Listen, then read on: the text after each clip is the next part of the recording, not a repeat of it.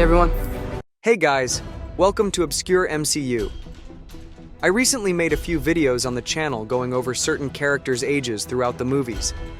I started working on one for Tony Stark specifically, but I ran into a lot of conflicting information about when Iron Man 1 actually takes place in the MCU timeline.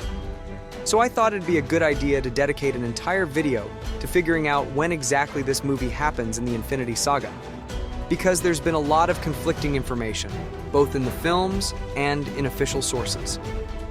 If we look across the Infinity Saga, Marvel generally did a great job making sure the release dates of the movies matched the actual in-universe timeline. For example, Avengers 1 released in May 2012 and is also set in May 2012.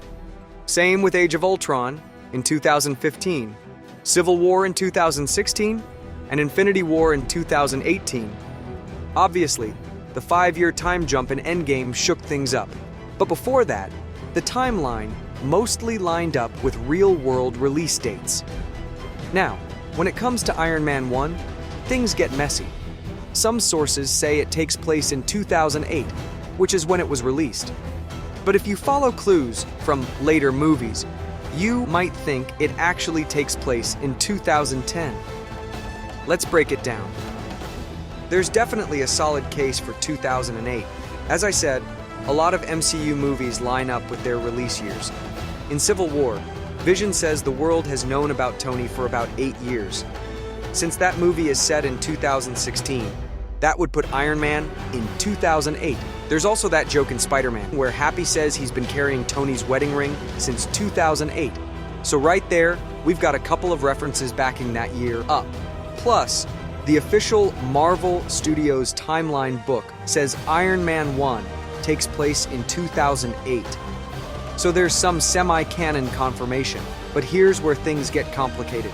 In Avengers 1, which is set in 2012, Fury says that last year, Thor and the Destroyer showed up in New Mexico.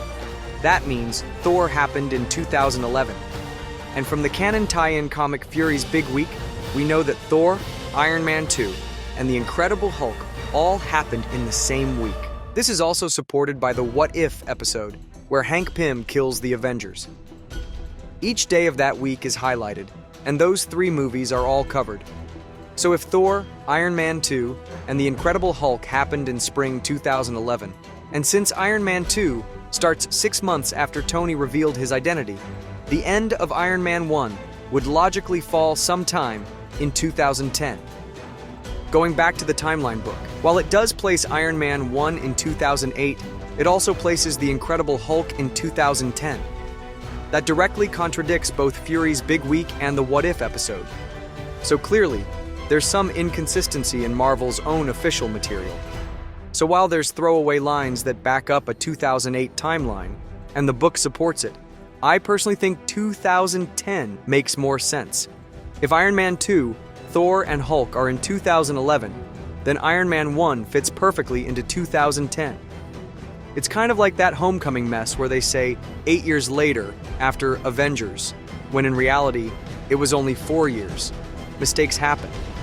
For my upcoming video on Tony Stark's age throughout the MCU, I'll be using 2010 as the year Iron Man 1 takes place, just so you know where I'm coming from.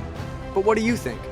Based on all the info, do you believe it's 2008, 2009, or 2010? Let me know in the comments, and don't forget to like and subscribe for more videos coming soon. Thanks for watching.